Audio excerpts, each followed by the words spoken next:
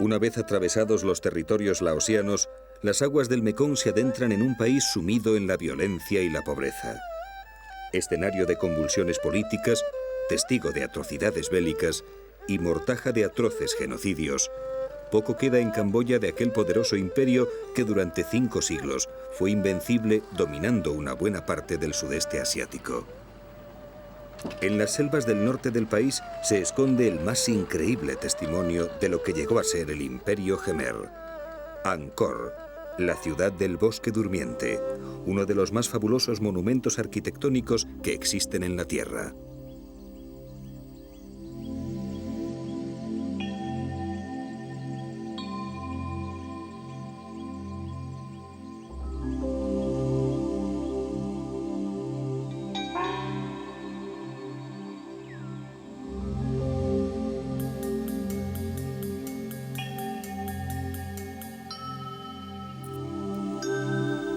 Sin embargo, el origen de Angkor permanece sumergido en el misterio.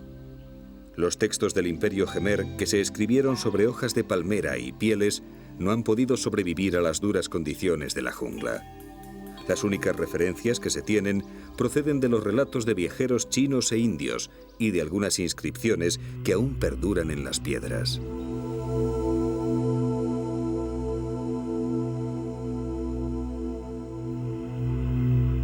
En estas inscripciones se adivinan continuas referencias del culto al agua. La presión demográfica de Angkor obligaba a la recolección de 4 cosechas de arroz al año. Un proverbio camboyano dice que el arroz es el nervio de la guerra. Para ello, ingenieros del imperio diseñaron un complejo e inmenso sistema de canales, diques y embalses que compensaron las diferencias climáticas y multiplicaron las cosechas, creando un potencial económico que durante 5 siglos fue capaz de mantener y hacer progresar a una población de 1 millón de habitantes.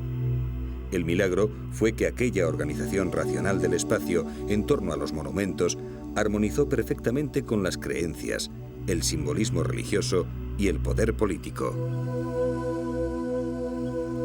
Fundada a principios del siglo IX por el rey Jayavarman II, Angkor fue la capital de Camboya hasta el siglo XV. En 1431 es saqueada por los invasores Thai y la ciudad queda sumida durante más de 400 años en las tinieblas del tiempo, de la oscuridad y del olvido.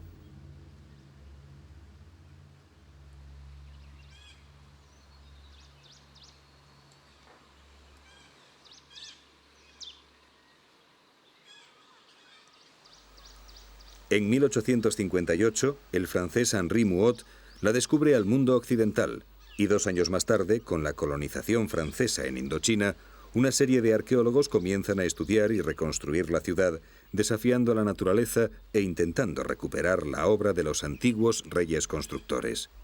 Pero la difícil situación política y social de Camboya aceleró su deterioro, y Angkor volvió a caer de nuevo en las garras del océano vegetal.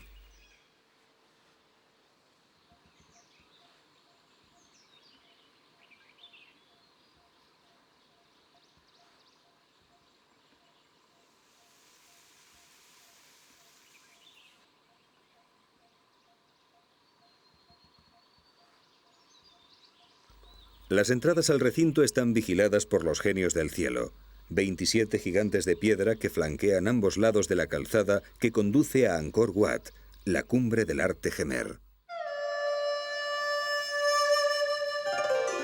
Equilibrio, armonía, sentido del ritmo, de la proporción y de la perspectiva. Henri Mouhot, en el relato de sus viajes por los reinos de Siam, Camboya y Laos, lo describe así. Más allá de un ancho espacio desprovisto de toda vegetación, se eleva y extiende una inmensa columnata coronada por 5 torres en forma de flor de loto. Ante el profundo azul del cielo y el intenso verdor de los bosques que sirven de fondo a esta soledad, las líneas de una arquitectura a la vez elegante y majestuosa me parecieron el perfil monumental del gigantesco cementerio en el que reposa toda una raza desaparecida. La belleza y femineidad de las apsaras, ninfas celestiales y hermosas bailarinas del universo acompañan al viajero en su caminar por Angkor Wat. Pero la historia reciente de Camboya está muy lejos de aquel esplendor de antaño.